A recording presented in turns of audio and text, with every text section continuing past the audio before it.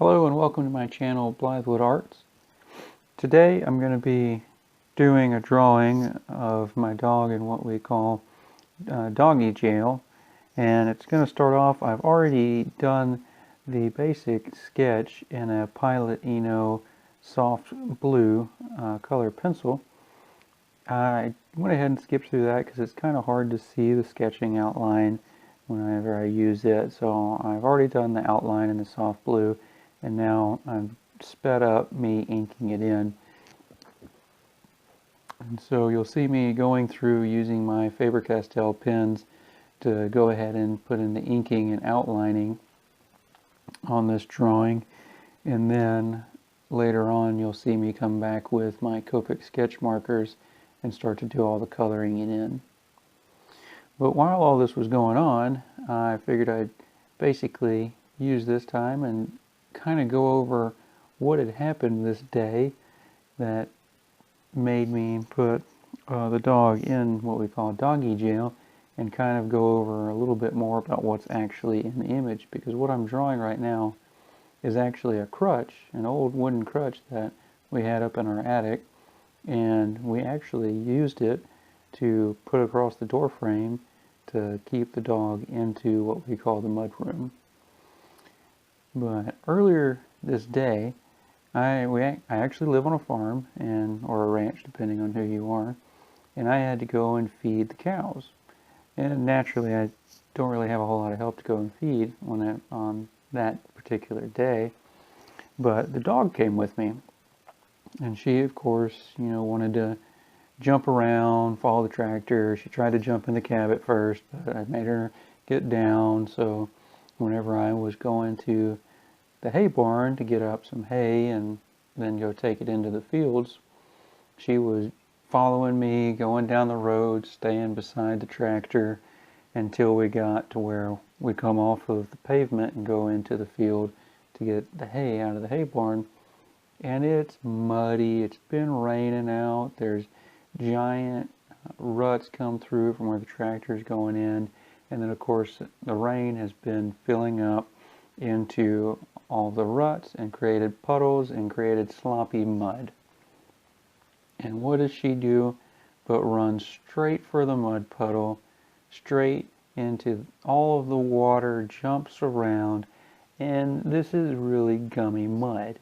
This is what we call black prairie soil, which is like a clay mud, and it just gets everywhere.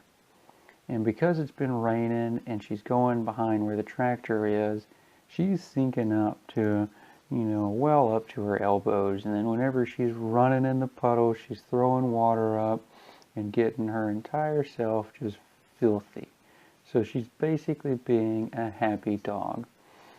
And so I get the hay bales, and then I start getting back out on the road and go out to feeding and dropping the hay bales into the hay rings in one of the pastures. She follows me along the road, and when I've got to stop to open up a gate, she hangs out with me, and she gets ready, and I open the gate and pull the tractor in. She follows me into the field, sits at the edge of the gate while I'm getting out of the tractor to go close the gate so no cows come back and go into the road and escape. And she's sitting there basically looking at the cows, making sure that they don't come run over and run out. And mind you, this field is muddy too. It's even muddier. There's more ruts. The tractor's been going over it. The cows have been going over it. So now she'll run across certain areas and she'll be up to her belly in it. And she's running around. She'll go up to a cow, chase it, get it up, and then turn around and be looking at me for approval. A cow will come sneak up behind her. She'll get spooked and take off running again. So she's thoroughly enjoying herself, going around, getting muddy, being a dog. And she continues to do this all the way throughout when I've been feeding. And then I've got to go to another spot, another section of land after I finish feeding all the cows at the first location. Then she wants to jump in the truck. And I look at her and I tell her, no, she's not allowed in the truck. And I drive off, go feed at the other site, and then come back. And at this point, when I'm getting ready to go back in the house, she wants to come in the house with me, and I just can't tell her no. So I bring her in the house, but I don't want her to go and, get on all of the nice rugs and on the couch and basically get me in trouble for having a wet, muddy dog running around in the house. So I lock her in the mudroom in the mudroom, she's got dog bed, dog food, dog bowl, everything she needs. And the lock is literally just dropping the crutch across the door frame. This dog has been running all through the pastures, and a crutch across a door frame is what stops her. Mind you, she has literally jumped from the ground up to the seat on my truck. But a crutch laying across a door frame stops her. She sits there, gives me the puppy eyes every time, and will not jump across it. She'll whine a little bit until we basically come and either give her a bath or we dry her off so that she can come and sit on the couch with us. And because of that whole experience that day, it just made me think, oh, this would be something that I would enjoy drawing. So what you've seen me ink up to this point is basically her giving me the puppy eyes with a crutch across the door frame, and then looking at the door to the mudroom that looks outside the house. And so I thought that I would kind of just share that story, and basically while I'm drawing this out, y'all would kind of figure out and realize why I'm drawing all of this. But like I said before, I used a Pilot Eno Soft Blue color pencil to do all of the rough sketch, and then I came back with my Faber Castell pens to ink it in. And then what I'm doing now is working on the coloring it in, and I'm using my Copic sketch markers. And the colors I'm using are for my blue jeans, I'm using B24 Sky, B29 Ultramarine. For the shirt, I used YG25 Celadon Green. For my skin, I used R11 Pale Cherry Pink. For my hair and for the dog's fur, I used E35 Chamois, E27 Sepia, it's E37 Sepia, E39 Leather. And then for the crutch and the tree in the background, I used E27 Milk Chocolate and E29 Burnt Umber. For the fence post, which is a T-post, I used G29 Pine Tree Green. And then for the sky in the background out the window, I used B32 Pale Blue. For the door, I used my N2 and N4 markers to kind of give it that darker look. Our door is actually white, but I didn't want to leave it just a blank white in this image.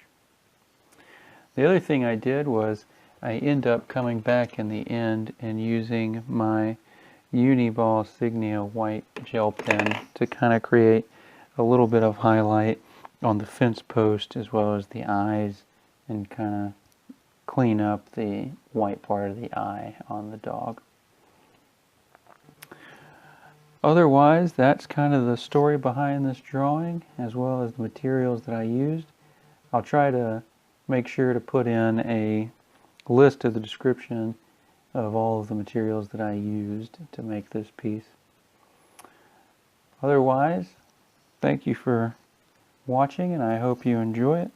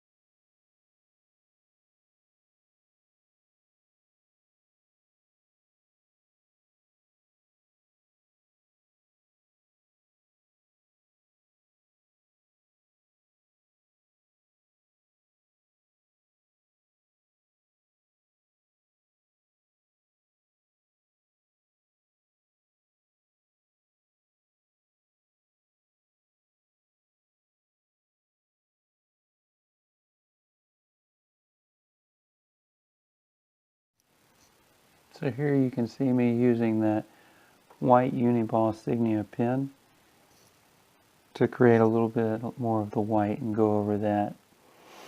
Now I'm going back over with my Faber Castell pens, just trying to clean up some of the lines a little bit, just so that they're a little bit darker and outlined and don't get lost in the image. And then I'm going to come around and put a little bit of a bolder border around the outside of the dog, as well as come back and put a little bit bolder border around myself as well. Some of this again is just to try and clean up some of the edges, as well as that bolder line I think helps make the characters stand out a little bit more.